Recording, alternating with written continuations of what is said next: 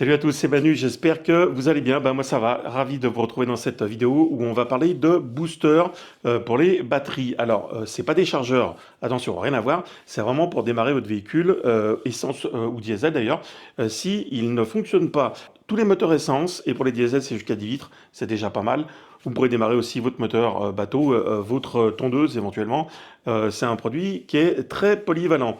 Il y a une gamme de prix qui est assez large, ça commence à 49 euros je crois, et ça va à 200 ou 300. Ici, nous on va parler du modèle le plus vendu, de ce que j'ai pu voir sur internet en tout cas, qui est un petit peu en dessous des 100 euros et qui bénéficie très souvent de promotion. Alors, malheureusement, le lien actuel sur Amazon n'est plus disponible. Je vous ai mis en tout cas ce qui était équivalent et le plus ressemblant. Et puis vous trouverez par contre le modèle sur AliExpress et pas mal d'autres sites. Vous pourrez aussi vous servir de cet appareil comme une power bank habituelle pour charger directement en prise USB votre smartphone, tablette ou autre. Et vous verrez qu'il y a un adaptateur aussi allume-cigare qui vous permettra bien sûr de mettre par exemple un gonfleur ou de brancher une glacière dessus. On va faire ensemble l'unboxing et puis un petit test en réalité pour démarrer une voiture. En attendant, pensez à vous abonner et enclencher les notifications pour aider la chaîne. Et nous, on se retrouve tout de suite après ça.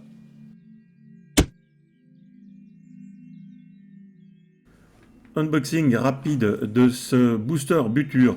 Alors l'emballage est plutôt propre, en tout cas c'est bien fermé. On a quelques indications, rien de particulier.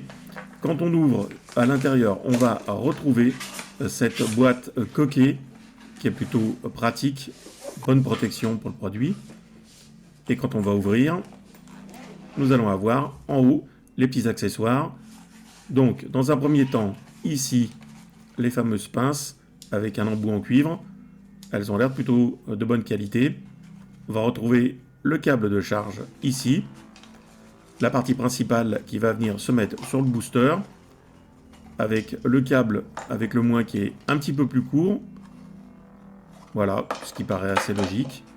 Et on va retrouver cette prise allume-cigare qui va permettre de brancher par exemple une glacière ou un gonfleur. Une petite notice succincte que je vous invite à parcourir, malgré qu'il n'y ait pas grand-chose techniquement de plus que ce qu'on connaît dessus. Alors, la batterie en elle-même, ce booster, belle finition, on a quelque chose qui est propre.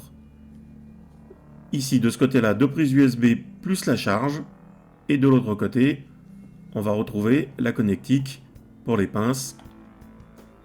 On va retrouver aussi sur le dessus cette petite boussole qui à mon goût ne sert pas à grand chose, mais là elle mérite d'être là. Une première pression, on a le pourcentage de la batterie qui est indiqué. Si on maintient appuyé une fois, on va enclencher la lampe qui est sur le dessus. Et si on appuie une autre fois, ça clignote.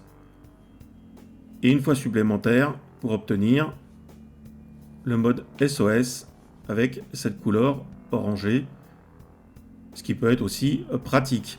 Alors au niveau des tests, en tant que power bank, on va regarder premier branchement, une tablette en mode USB, on a bien out qui est indiqué là, et la tablette va bien se mettre en charge normalement, donc ça fonctionne plutôt bien.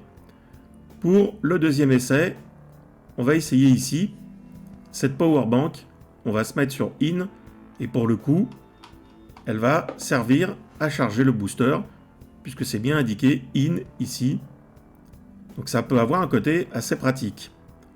Un autre petit essai par exemple, on va tenter avec ces batteries R6 en charge, on est bien sur out, et ça fonctionne aussi. Et le dernier, des batteries ici de drone, elles vont bien se charger avec out les unes à la suite des autres, donc ça fonctionne plutôt bien. Maintenant, il reste le test en extérieur. Voilà, pour le test en réel, je vais essayer de faire démarrer cette petite Nissan Micra qui est derrière. Ça doit être normalement un 1,6 litre 90 chevaux. Donc voilà, elle n'a pas tourné pendant 2 mois, donc il n'y a plus de batterie du tout. On va voir tout de suite ce qui se passe. Normalement, ça devrait bien fonctionner. La clé dans le contact ici, il se passe pas rien du tout. C'est complètement vide. Donc on va voir. Une fois que ça sera branché, normalement, ça devrait démarrer. Le boîtier, je l'ai posé là parce qu'on a des câbles qui sont un peu courts. Donc on a le plus donc sur le rouge et puis le noir. tout simplement. Et donc on a le petit boîtier qui clignotait au niveau du branchement, qui est passé au vert. Et donc là, normalement, on devrait pouvoir avoir l'énergie qu'il faut pour démarrer. On va regarder ça tout de suite. Si tout se passe bien, je mets le contact. On a bien les témoins qui s'éclairent. Et la voiture démarre sans problème. Donc du coup, c'est nickel chrome.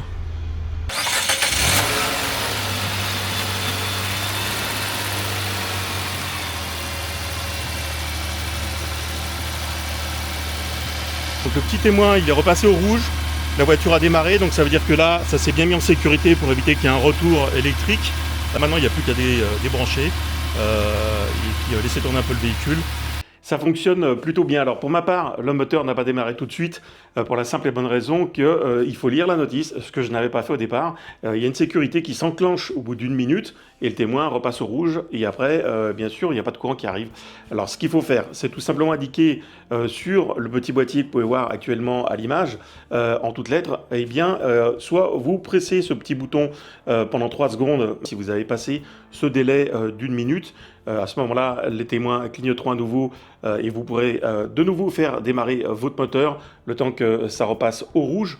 Ou soit l'autre possibilité, bien sûr, c'est de redébrancher tout simplement les 2 fiches et ensuite de les réinsérer, le plus en premier et le moins, et ça fonctionnera sans souci. Voilà, c'est tout pour moi. N'hésitez pas à marquer des commentaires et à poser des questions. Et je répondrai comme d'hab avec plaisir. Et je vous dis à bientôt pour des vidéos et plein d'infos. Ciao, ciao.